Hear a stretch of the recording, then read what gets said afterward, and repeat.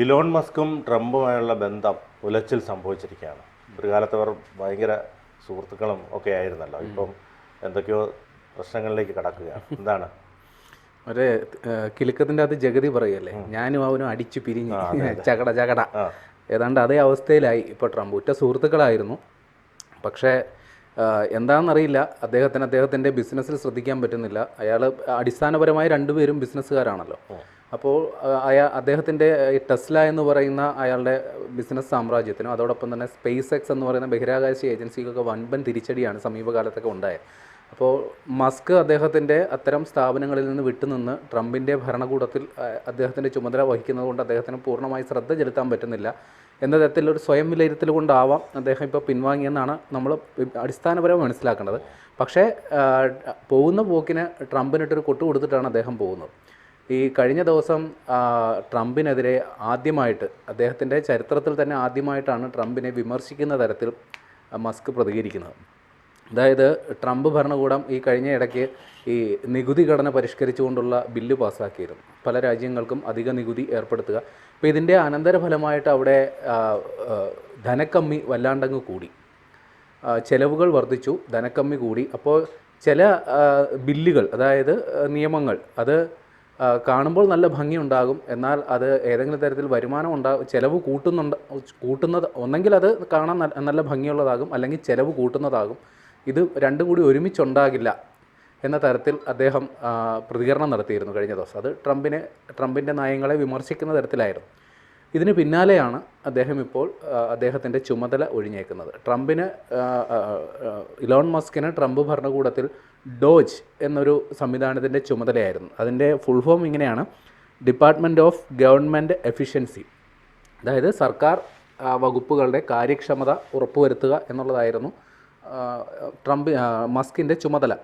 അടിസ്ഥാനപരമായി മസ്ക് അതുകൊണ്ട് ഉദ്ദേശിച്ചത് ചെലവ് വെട്ടിക്കുറയ്ക്കുക, വരുമാനം കൂട്ടുക, ഈ ചുമ്മാ ചടഞ്ഞുകൂടിയിരിക്കുന്ന ഉദ്യോഗസ്ഥരെയൊക്കെ മാറ്റി ചെറുപ്പക്കാരെ കൊണ്ടുവരിക.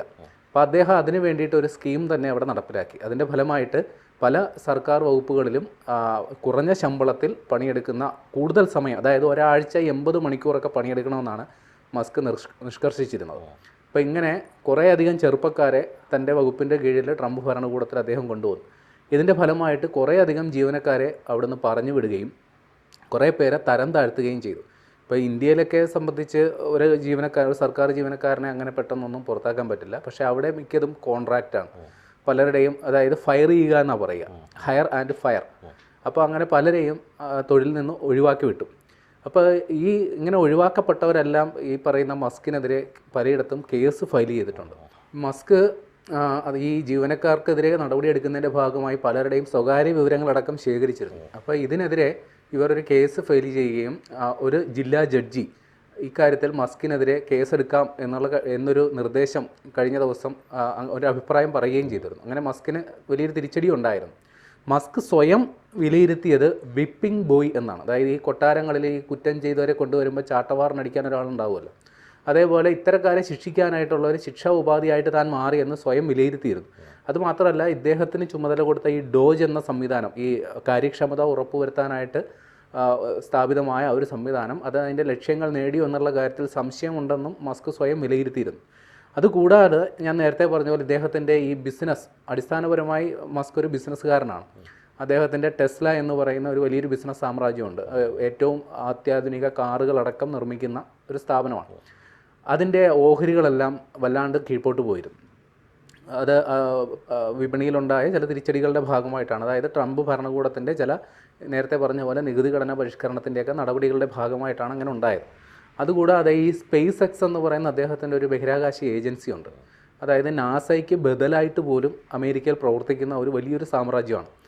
അതിന് തുടർച്ചയായി പരാജയങ്ങളും ഉണ്ടായി. അതായത് കഴിഞ്ഞ ബുധനാഴ്ച സ്റ്റാർഷിപ്പ് എന്ന് പറയുന്ന ഒരു വലിയൊരു വിക്ഷേപണം അവർ നടത്തിയിരുന്നു. സ്റ്റാർഷിപ്പ് അതായത് ഗോളാന്തര യാത്രകൾ നടത്താൻ ഈ മസ്ക് എന്ന് പറയുന്നയാൾ ഭൂമിയിൽ ഇരുന്നു കൊണ്ട് ചൊവ്വയെക്കുറിച്ചും വ്യാഴത്തെക്കുറിച്ചും ഒക്കെ ചിന്തിക്കുന്ന ആളാണ്.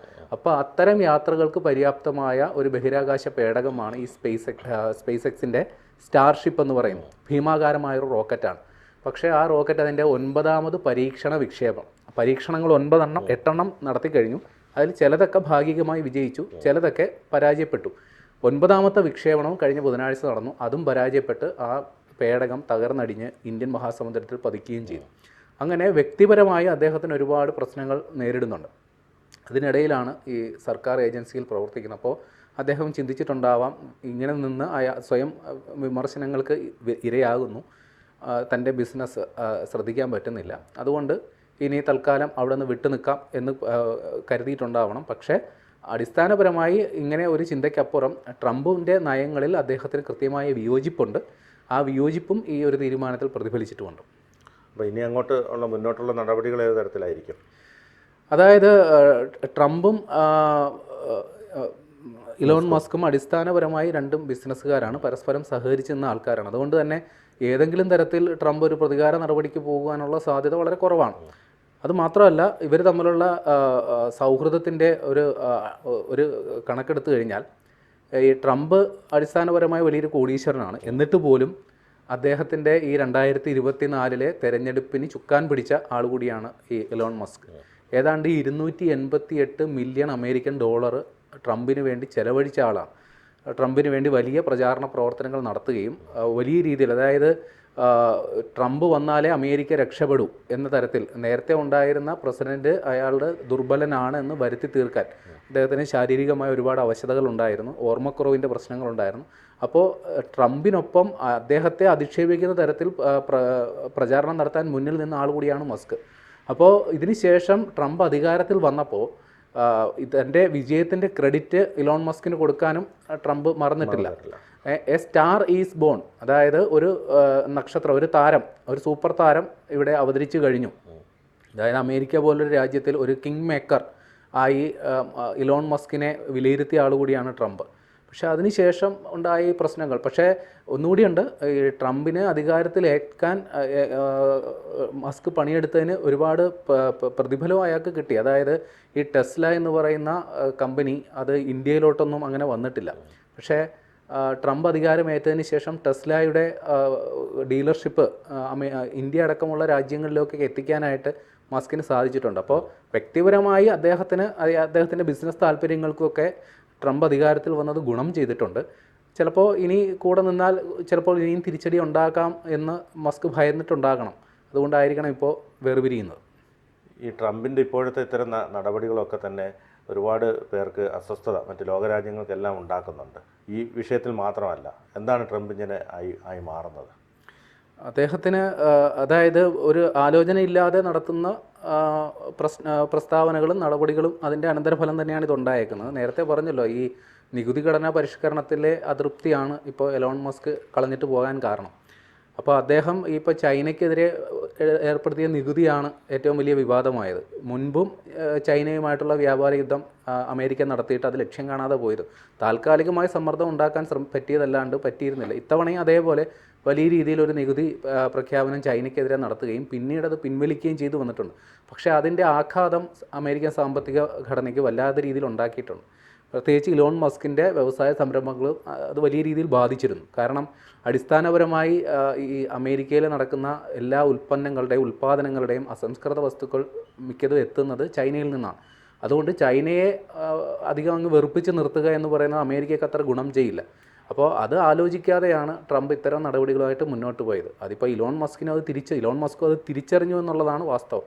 ഏതായാലും ഒരു കാര്യം ഉറപ്പാണ്, അടിസ്ഥാനപരമായി ഇലോൺ മസ്ക് ട്രംപിൻ്റെ ഒരു ഭരണകൂടത്തിൽ നിന്ന്, ആ സർക്കാർ ഏജൻസിയിൽ നിന്ന് മാറിയെങ്കിലും രണ്ടുപേരും തമ്മിലുള്ള സൗഹൃദവും മറ്റ് കാര്യങ്ങളുമൊക്കെ തുടരാൻ തന്നെയാണ് സാധ്യത. ഈ അഭിപ്രായ വ്യത്യാസം അത് അവർ തമ്മിലുള്ള സൗഹൃദത്തിൻ്റെ ഇടയിൽ അത് പരിഹരിക്കപ്പെട്ടേക്കാം.